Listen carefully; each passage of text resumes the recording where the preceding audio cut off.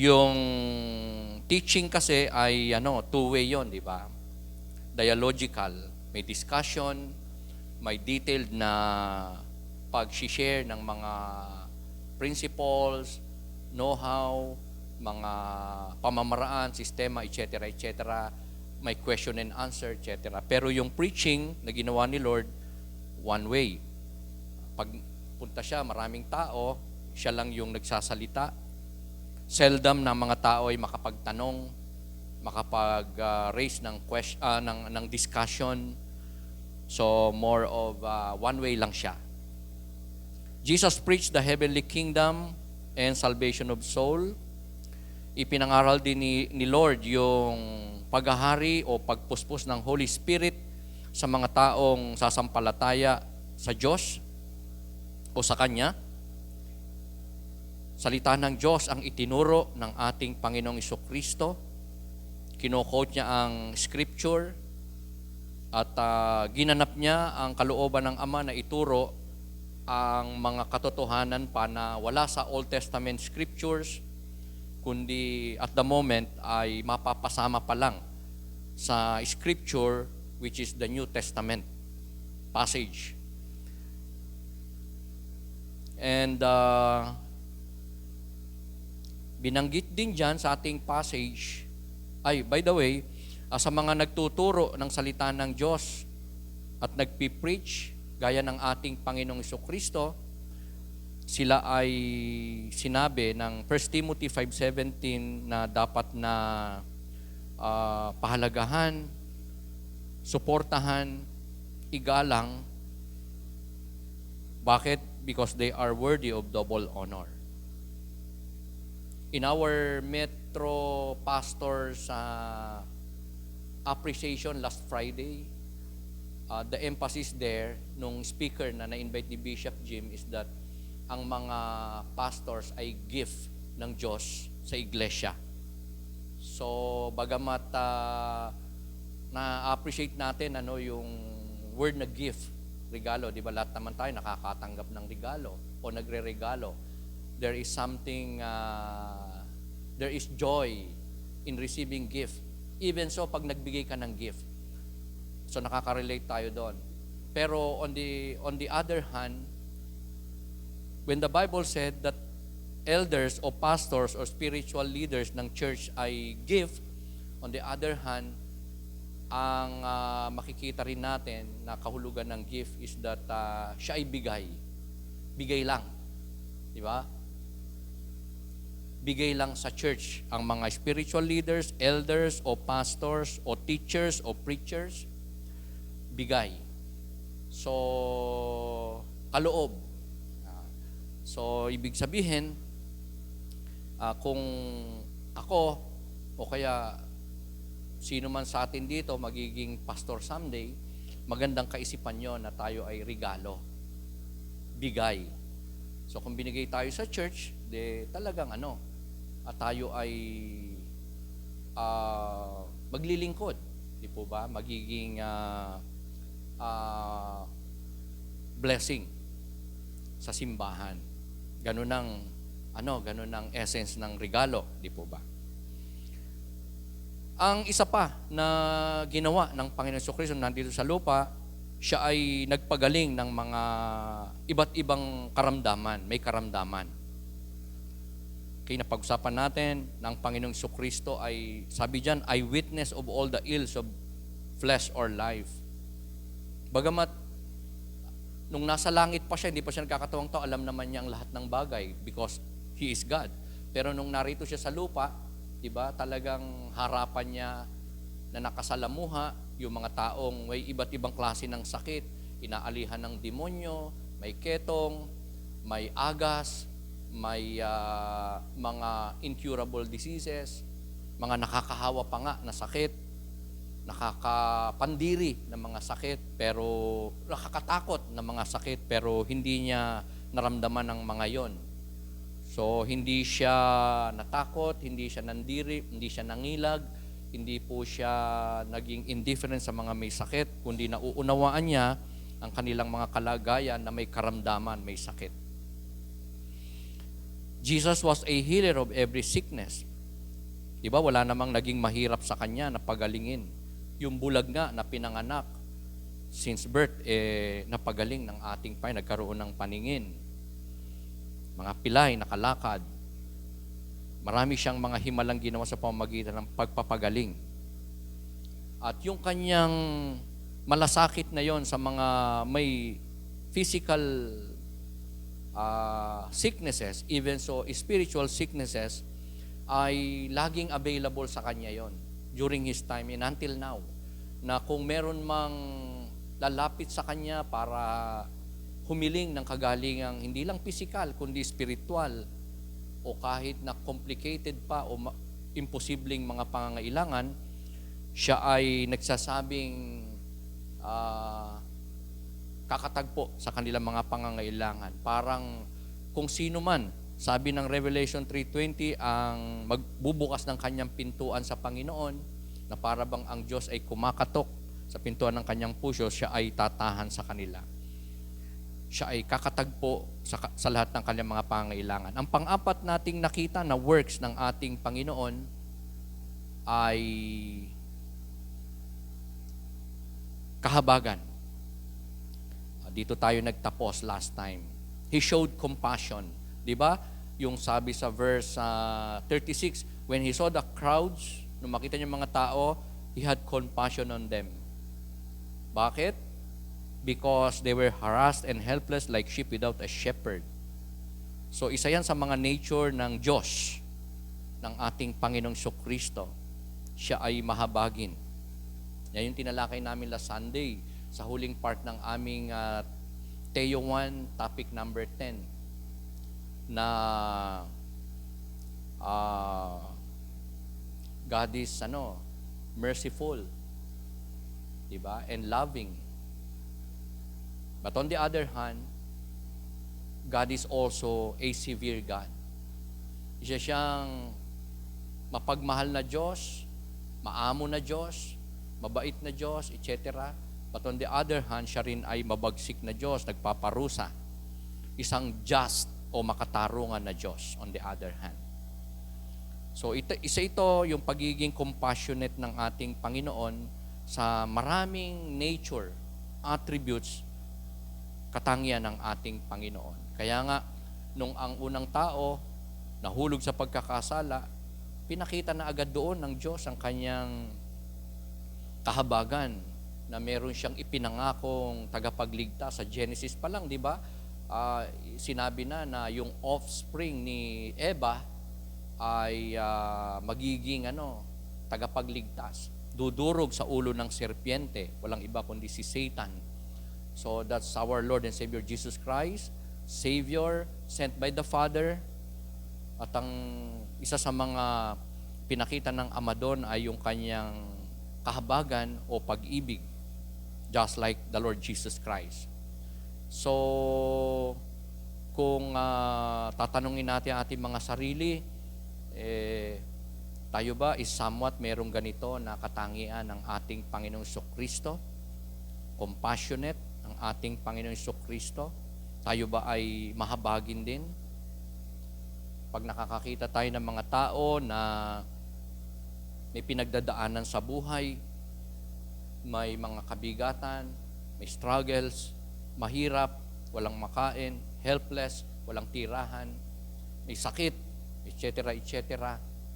Even so, yung mga taong para may makain o kumita ng pera, nag-i-involve sa mga illegal na activities, may ginagawang masama, nagtutulak ng droga, nagweweteng, o kaya ay mga gumagawa ng criminal activities. Ano bang ating damdamin sa kanila? Yung mga ganong klaseng tao na legitimate ang need, o somehow yung iba, ang need nila ay hinahanap nila at gustong masumpungan even if gumawa ng masama. Ano bang ating damdamin sa mga iba't ibang klase ng tao around us? Tayo ba ay nagiging indifferent? Tayo ba ay nahahabag din gaya ng ating Panginoon? O O tayo ba ay nagiging sobrang parang nagiging critical lang tayo and judgmental to those people na ang ginagawa ay masama, kasalanan, labag sa kalooban ng Diyos? Or nahahabag tayo sa kanila? Yeah. Kasi kung ang kahabagan, just like the Lord, kung wala siyang ganitong katangian, hindi na siya magkakatawang tao. Hindi na siya magtuturo. Hindi na siya dapat na magpipreach. Hindi na siya dapat magpagaling. Remember, ang mga pinagaling ng Panginoon ay hindi naman lahat ay may faith sa Kanya. Marami ang tinuruan ng Lord, nakarinig ng Kanyang pangangaral, ang ilan pa nga'y pinagaling ng Panginoon pero hindi naman tumanggap sa Kanya, hindi na nampalataya, hindi nagpasalamat. So, marami ang ginawa ng mabuti ni Lord, and yet, hindi naman sila believer. Ano nagtulak kay Lord? Compassion, kahabagan. So, sa evangelism ministry, it's the same. Outside, those people outside na wala sa Panginoon ay, di ba, ang buhay niyan, in contrary talaga sa kalooban ng Diyos. Kahit pa yan ay walang bisyo, pero wala yang wala yang personal saving relationship with God. Ang ginagawa niyang kabutihan ay hindi para sa Panginoon, kundi para sa kanyang sarili, self-centered at hindi Christ-centered. So, are we compassionate when we see any kind of people around us outside? Mahirap, may pangangailangan, walang kaya, may matinding mga pangangailangan na nagsusumikap makuha ang kanyang pangangailangan sa mabuting paraan, maging sa hindi magandang paraan. Yung mga sugarol ba na nakikita natin sa ating paligid, tayo ba ay indifferent sa kanila? Naiinis sa kanila mga ginagawang mali? O sa atin? O sa iba? O naaawa tayo sa kanila kasi nandun sila sa buhay na hindi ayon sa kalooban ng Panginoon. Amen? That is why ang simbahan ng Panginoon ay truly kailangan ng ganitong katangian para maabot ang mga taong iba't ibang pangangailangan. May matitinding mga pangangailangan. Just like the Lord, nag-exercise siya ng kahabagan sa kanila. So tonight, tuloy natin, tapusin natin ang tatlo pa na work, ministry, mission, naging activity ng Panginoong Jesucristo nung nandito siya sa lupa. Walang iba, ang pang-apat, He identified, sympathized with their case or status.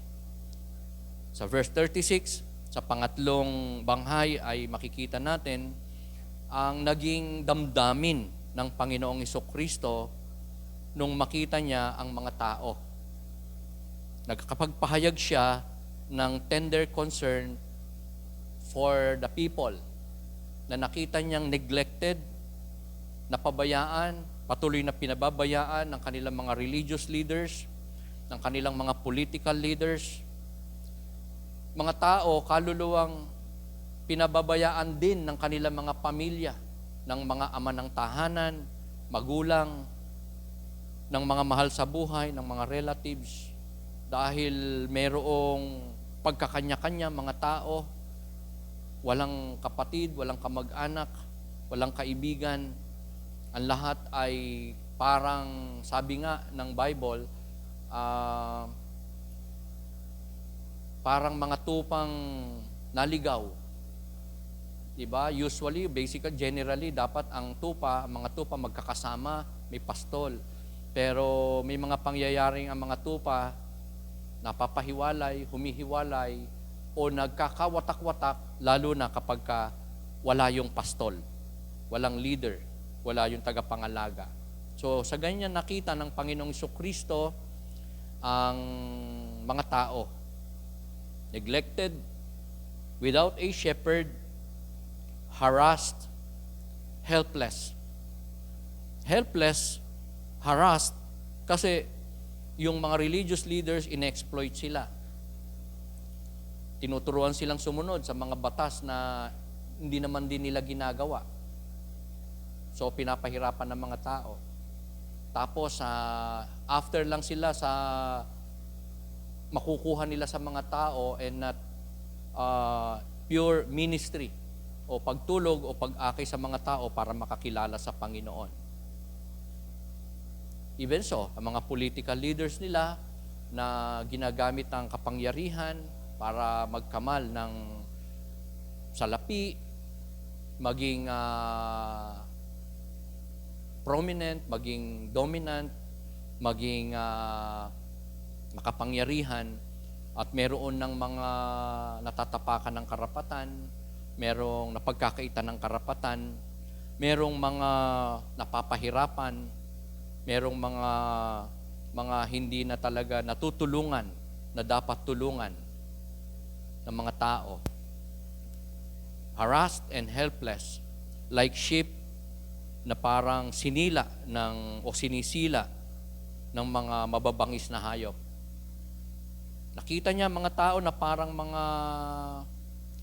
mga hayop nga o sheep na na abandoned, iniwan. Uso kasi sa kanila yung pastol tsaka sheep. Pero yung hireling na shepherd, pagka andyan ang mabangis na hayop o yung mga tulisan, iniiwan niya ang kanyang kawan. Tumatakas siya, inuuna niya ang kanyang sarili. So, ganun nakita ng Panginoon mga tao na parang mga tupang inabandona ng kanilang pastol. Pinabayaan, kaya nangangalat, in danger, ini-exploit, kinakarne, ginagatasan, at napagsasamantalahan ng mga tao. Ang mga tao nakita ng Panginoon na victims of pharisaical guidance. Ibig sabihin ng pharisaical guidance, yung mga religious leaders, teachers of the law, mga Pharisees, Sadducees, ay nagtuturo ng mga katotohanan na hindi naman nila ginagawa unang-una. Or kung sila man ay nagturo ng katotohanan ng salita ng Diyos, somewhat may dagdag o bawas. At sila ay nagtuturo din ng mga katuroang sa halip na makapagpagaang, makatulong sa buhay ng mga tao, nakapagpapabigat at parang nadadala pa nga nilang tao sa bangin, sa kumunoy, sa kapahamakan. Dahil sabi nga ni Lord ano ang mangyayari? Time na ba? Bilis ng 45 minutes Parang 2 minutes pa lang ako kagawa, di ba? So may 43 minutes pa.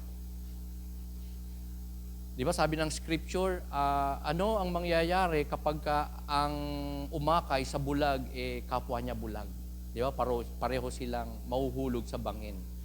Kaya nga, sabi ni Lord, ang mga tao, harassed, helpless. Di ba? Exploited. Kasi nga, ang gumagabay sa kanila, mga Pariseyo, na ang suot magagara, pero ang mga buhay, kalooban ay hindi naman talaga panig sa Panginoon. Hindi sila tunay na lingkod ng Panginoon. Sila ay nakita ng Panginoon na ang mga kaluluwa na hindi napapangalagaan, hindi napagmamalasakitan. Souls uncared. Sa ating bang church, mga kapatid, meron ba kayong napapansin na ganito, na may membro ba tayo na napapabayaan natin? Ako po ay, malimit ko yung itanong, sino ba sa church namin yung nangangailangan ng prayer, nangangailangan ng tapik, nangangailangan ng visitation, nangangailangan ng tulong, nangangailangan ng kausap, nangangailangan, ayan, baka may alam kayo, tell us, mga kapatid, di ba? Kasi, of course, natin sila Ah, part sila ng ministry natin, di ba? Accountability natin sila. Especially ng leader. And so with you and me, di ba? Nung sabihin ng Panginoon na magmahalan kayo, so hindi lang pastor ang magmamahal, di ba? Sa mga tupa, members, kundi ang bawat isa ay nagmamalasakitan, may accountability dahil sa pagmamahal. Dahil sa pagmamahal na meron tayo para sa bawat isa. So, isa ito sa mga magandang makita natin, i-search natin, ma-identify natin sa ating simbahan ang mga parang hindi natin napapansin. May mga baka pangangailangan na so immediate, urgent, and kailangan nila hindi lang ng ating prayer kundi attention.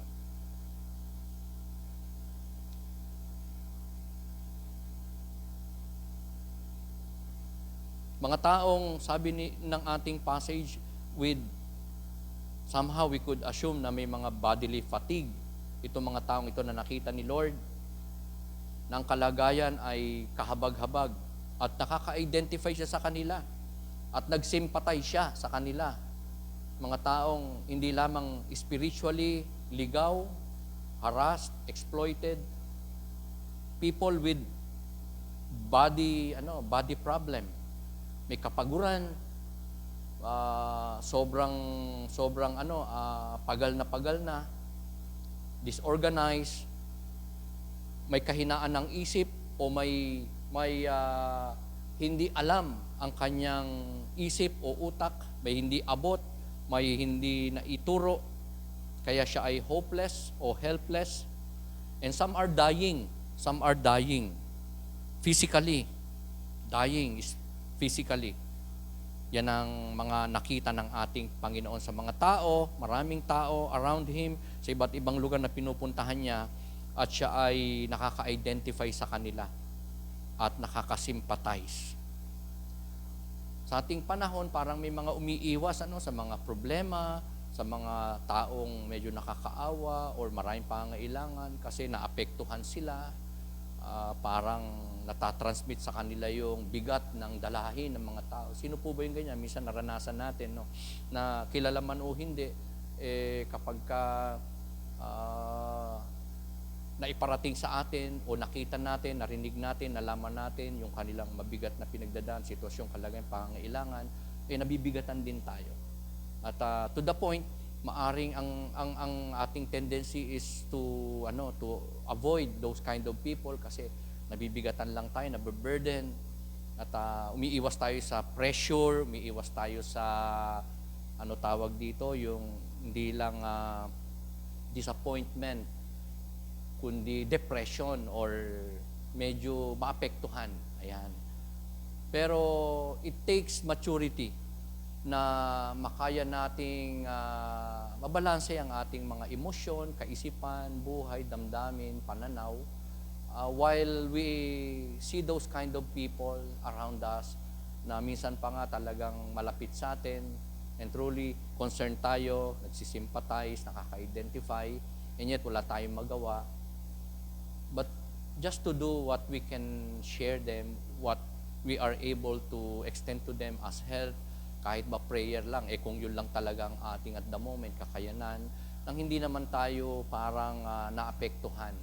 Di ba may mga taong pwedeng ang kalagayan sa buhay is that siya ay merong halimbawa hindi makaya na sitwasyon sa kanyang buhay from someone na nakasakit sa kanyang damdamin, parang yung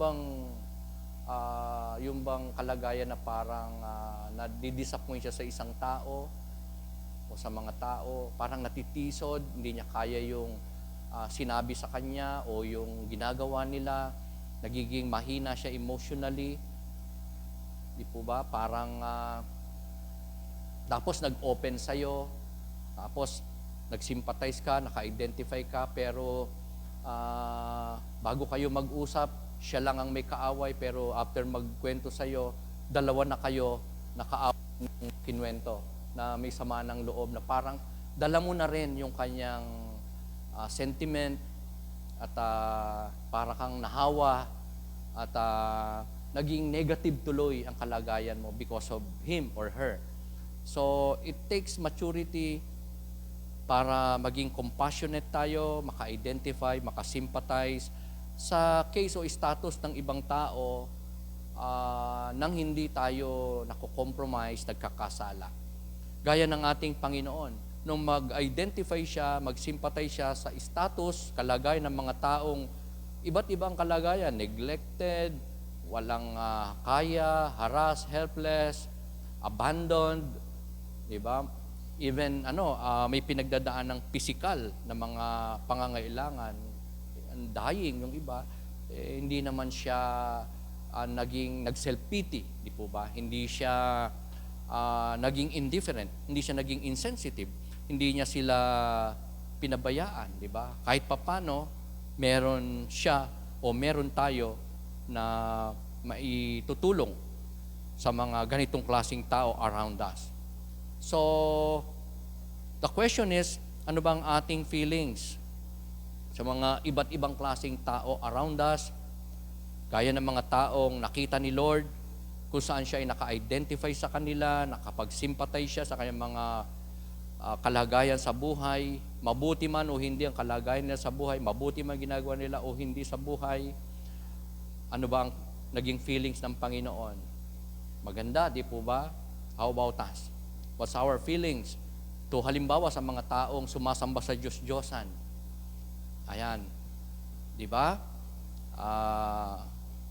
Are we, ang una ba nating dapat sabihin sa kanila is, Katoliko ka? Masamba ka sa Diyos, may ribulto? Sa impyerno ka mapupunta. Totoo naman yun di ba? Ang idolaters mapupunta talaga sa impyerno. Pero di ba parang may tamang panahon para sabihin natin yun. Amen? Siyempre, sa isang tao na nabuhay sa mahabang panahon, sa paniniwala na yan, na yung ribulto, larawan ng Diyos, yan ay replika ng Diyos, niluluhuran yan, dinadamitan, di ba? Inaalayan. Ayan yung tinuro all their life. So parang pag sinabi nating alisin mo yan, huwag mo gawin yan, etc., hindi ganun kadali. Alam na natin most likely na hindi madali nilang maintindihan, more so, masusunod yung utos ng Panginoon na huwag kayong sasamba sa Diyos-Diyosan. Kasi they've been doing that into that kind of worship all their life. Kung siya ay 40 years old na sumamba yan, yun ang pagpapahalaga at ginda niyan, yun ang kanyang puso. Kung 50 years old, 70 years old, di ba? Ganun katagal. Nilang niyakap yung paniniwala. So parang sa kanila, hindi madali na sa isang kisap mata o overnight, makaya nila agad na malunok, mature, o kaya ay magawa na talikuran ang pagsamba sa Diyos-Diyosan. I believe so. Kadalasan, it takes time. Lalo na, kailangan muna silang mabuksan spiritually, maborn again muna. Kailangan magka-Holy Spirit muna yan bago nila malaman ang katotohanan, mag-grasp kung ano ang kalooban ng Diyos, more so masunod ang kalooban ng Diyos. So, with a lot of kinds of people around us, anong feelings ba natin? Sa mga nasa relihiyon, sa mga relihiyoso, sa mga nandyan sa religion na sumasamba sa Diyos-Diyosan, sa mga tinatawag na Mohammedans. Sayang, wala si Brother Dennis. Siya sana ang pwede nating dito maging resource speaker o person na most likely pwede magpatotoo. Mohammedans are Muslims. Sila yung mga naniniwala na si Muhammad ay Diyos. Ang Diyos nila ay si Muhammad. Pero hindi lahat ng Muslim, sayang, wala dito si Brother Des, makakapagpatotoo siya, na hindi lahat ng Muslim ay naniniwala na si Muhammad ay Diyos.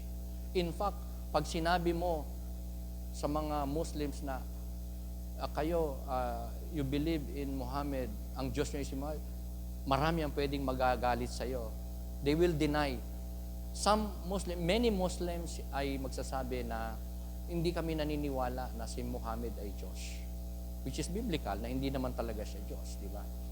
And magagalit sa'yo, magtatampo sa'yo. Kaya we should not generalize na mga Muslims, ang Diyos nila, tinitingnan nilang Diyos nila ay si Muhammad. Hindi lahat, hindi lahat. Maraming Muslims magsasabi sa'yo na ang Diyos namin ay si Allah, yung creator ng heaven and earth, ang Diyos Ama. Ayan, marami po ganyan ang paaring isagot sa atin.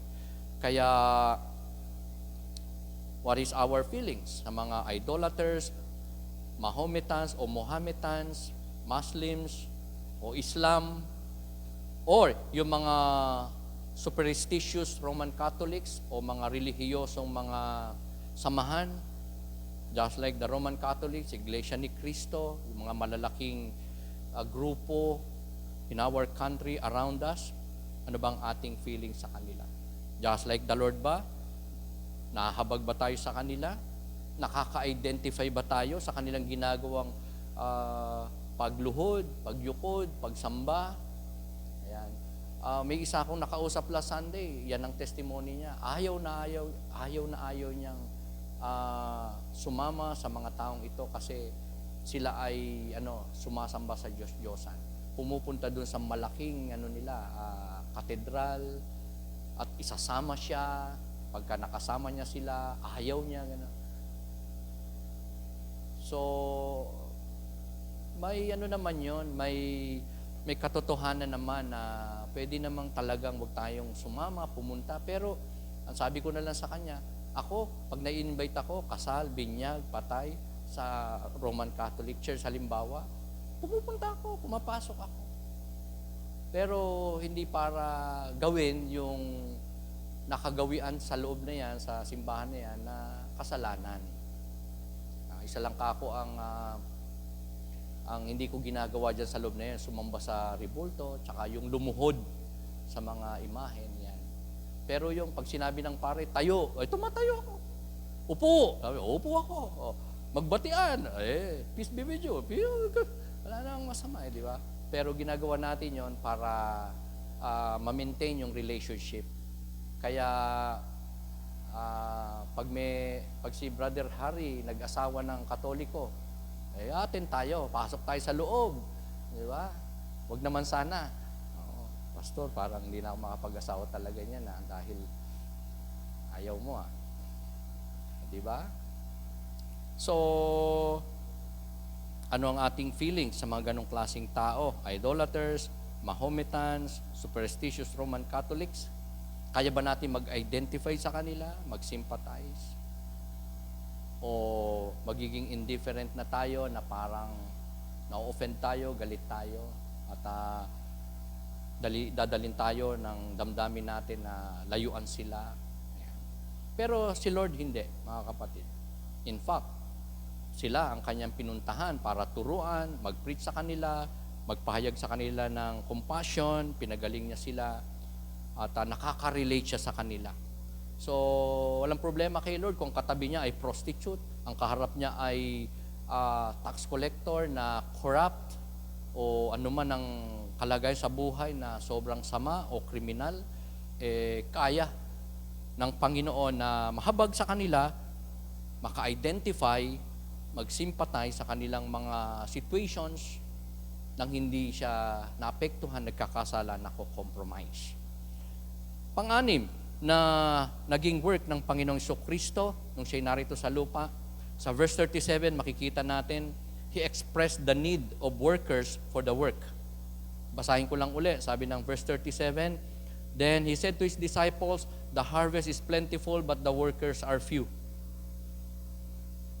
Para bang nung panahon ni Lord, andyan siya kasama niyang mga alagad, nakita niya mga tao, pero sa isang banda, isang tabi, nakita rin niya yung bukirin na ang pananim, ang trigo ay hitik na hitik at ready na i-harvest, kailangan ng ma-harvest. Yun yung kanyang isang mga nakita around him na ginamit niyang metaphor. For the people na sabihin niyang ripe na ang mga trigo. Anihan na. Dapat anihin na yung mga pananim na yan. Sa ganun niya ikinumpara ang mga tao na iba't ibang kalagayan sa buhay na kailangan ng anihin. Nakita niya ang mundo, hindi lang ang mga tao around him, kundi ang buong mundo na parang field na may mga tanim, may grains na kailangan ng anihin. Yan. Kaya nga, ang Panginoon ay tumatawag ng kanyang mga pinili. Hindi lang para iligtas, kundi para magamit na harvester. Tingnan mo yung katabi mo. Mukha namang ligtas, di ba? Mukha namang saved na. Di ba? Mukhang may Holy Spirit. Pero, one good thing na nais ng Diyos sa bawat isa sa atin, kung ba tayo nakakilala, maging kagaya tayo ng mga sinasabi ni Lord dito na dapat na mag-harvest ng mga souls. Mga tao na pinili ng Diyos, tinawag ng Diyos, na nais niyang maging harvester ng mga kaluluwa. Workers na divinely qualified, called by God, na maging kasangkapan ng Diyos para yung mga tao na yon maakay, palapit kay Lord, makakilala sa Panginoon, maligtas spiritually, maging believer, maging lingkod din naman ng Panginoon kagaya natin. So, divinely qualified men, mga taong mayroong fast qualities, di ba? Ano na yung ibig sabihin ng fast? Fast people, dapat maging fast people tayo. Faithful, available. Okay. Yung S, submissive and teachable. Okay. Pag dinagdagan natin ng ER, faster. Ano ibig sabihin ng ER? Hindi emergency room, mga kapatid. Walang, ang may urgency, parang emergency, na makikita natin nung sabihin ni Lord na the harvest is plentiful but the workers are few. Nung nakita niya mga tao na parang grains, trigo na kailangan ng anin, doon may urgency, mga kapatid.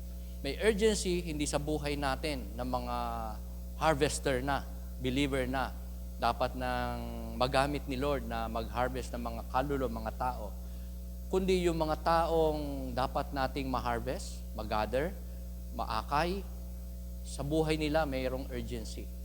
Gaya ng pananim na nakita ni Lord sa paligid niya. Kaya harvest is plentiful. Ang mga tao kailangan ng ma-harvest, kailangan nilang ma-save, kailangan silang mashiran, kailangan silang, di ba? Yung grains na yon, may urgency yun na dapat ma-harvest kasi pag hindi na-harvest, ano mangyayari? Mabubulok, mai-spoil, di ba? Baka bahain, baka mabulok, baka nakawin lang ng ibon o ng mga tulisan, etc. o ng mga insekto. May urgency ma-harvest ang field, ang pananim. So those people nakita ng Diyos, hinihintulad niya sa mga anihing trigo o grains, ay may urgency. So in our time, mga kapatid ko, ang mga tao around us, in our community, ay parang grains na kailangang anihin, mabubulok. Same is true na sila ay may kinakaharap sila na danger in life. Na any moment, pagka hindi sila nakapakinig ng salita ng Diyos, namatay, di ba, o may nangyari, wala na. Pahamak sila. Walang chance talaga na sila ay makakilala sa Panginoon. Kung hindi sila mag-gather, mari-reach out, makakakilala kay Lord, makakapakinig ng gospel, kanino? Sa mga harvesters. Yan ay walang iba kundi ang mga lingkod ng Panginoon. Mga pinili ng Panginoon, mga tinawag ng Panginoon. Mga may Holy Spirit, mga saved, gaya po natin, mga kapatid. Ang huli, the last but not the least, na naging work ng Panginoon, He instructed His disciples to pray. Sa verse 38, sabi doon, "Ask the Lord of the harvest, therefore, to send out workers into His harvest field." Isa pa ito sa naging trabaho ni Lord. Tinuruan niya, binigyan niya ng instruction ng kanyang mga alagad na manalangin. Kanino? Sa Lord of the harvest. Kumbaga sa bukirin, may pananim, merong may-ari niyan. Na yung master ng bukid. So sa mga tao na meron sa mundong ito, merong Lord of the harvest niyan. Merong Lord ng mga tao, may creator, and that is God. Ang sabi niya sa kanila, sa may-ari ng lahat ng bagay, maging doon sa mga tao na yon na kailangang i-harvest, sabi ng Panginoon sa kanila, manalangin kayo sa Lord of the harvest, sa Diyos, na mag-send ng mga karagdagang worker. Kasi sabi ni Lord dyan, di ba? Ask the Lord of the harvest, therefore, to send out workers into His harvest field, because the workers are few. Kokonti ang mag-aani. Kokonti yung mga harvester ng Panginoon. Parang dito po sa ating church, mga kapatid, mas marami siguro yung parang hindi able na mag-evangelize. Okay, parang konting porsyento sa atin yung pagka siguro tinap mo, baka magsabing, teka, hindi ako handa, hindi ko pa kaya, ayan, na mag-share, lalo na humayo, mag-share outside, mag-evangelize. Just like aming ministry dito, ating ministry dito sa ALS, di ba? Talagang sa church natin, kokonti tayo, mga kapatid, na able and willing na magturo ng salita ng Diyos, mag-harvest ng kaluluwa. So, yan yung noong pa man hanggang ngayon na pangangailangan at prayer ng mga churches, ng mga lingkod ng Panginoon na madagdagan. In our church, mga kapatid, ito yung hindi nagbabago na prayer items natin. Na tayo ay dumami, di po ba? Hindi lang para dumami ang worshiper o member ng ating church. More so, dumami ang mga maging harvester ng ating Panginoon. Yung willing na maghanda, mag-adjust, mag-aral, i-equip siya o magpa-equip siya para isang araw magawa niya ang kaloobang ito ng Panginoon. Maging harvester, worker ng Panginoon sa kanyang vineyard. Ang maging fishers of men o harvester ng kaluluwa na nakita ng Diyos na may urgency dapat maabot, masiran, maakay, mawin. Kaya sa atin po na evangelistic drive na once a month lang, God is wanting our church na maging committed dito. And probably, naiisip ko nga na ang ganda sana kung merong ang church ng Panginoon ay meron talagang hindi lang consistent, kundi frequent talaga na paghayo. So, this is our prayer, mga kapatid. Ang instruction ni Lord, pray. Sa Diyos na mag-raise up, tumawag, magkaroon ng church, makapag-disciple ang church, magkaroon ang church ng marami na mga harvesters ng kaluluwa for the Lord. Dahil may urgency. Kaya nga Great Commission. Kaya nga tayo po, mga kapatid, ay magpatuloy sa pagpapagamit sa ating Panginoon, sa paggaya natin sa kalooban ng ating Panginoon, na siya ay nagmi-mission, siya ay nag-share, nagtuturo, nagpi-preach, kagawad. Kaya yung tayo mo dito kanina, Kung tinuloy-tuloy mo na yon, talagang hindi ka na magigilty dito. Di ba? Sabi dito na ginawa ni Lord na nagtuturo, nagpipreach. Ayan. At maging bahagi po tayo ng harvesters ng ating Panginoon. Okay, so hanggang dito lang mga kapatid. To share with you, briefly, itong mga dapat nating gawin o paalala sa atin ni Lord on this passage, mga kapatid, the works of Christ, dapat nating magaya, mga kapatid. Number 1, get involved in the ministry. Sana tayo ay hindi mangyari na isang araw manghihina, manlulupaypay, titigil sa mga kalooban ni Lord, sa mga dati na nating ginagawa na kalooban ni Lord, paglilingkod na natin sa Panginoon. Whatever happens, huwag tayong patangay sa emosyon, sa iba't ibang kaisipan, sa kahirapan, even so sa persecution, mga kapatid. We must continue involving in the ministry. Kung wala pa, pray natin na gamitin tayo ni Lord sa Kanyang ubasan. Ayon sa kaloob na meron tayo, galing sa Kanya, gamitin niya tayo sa Kanyang kapamaraanan. Be willing na mag-involve o magamit ng Panginoon sa loob at labas ng church, gawain ng Panginoon. Number 2, pray always for the church. Panalangin natin palagi ang ating church. Tama ang ating ginagawa na nandito tayo tuwing Miyerkules, hindi lang para sumamba kay Lord, hindi lamang, kundi mag-pray din, mga kapatid, manalangin din, huwag tumigil sa pananalangin. Oo, nagpe-pray na tayo sa bahay, pero iba yung nagtitipon tayo dito para sama-sama congregationally na nagpe-pray. Amen? And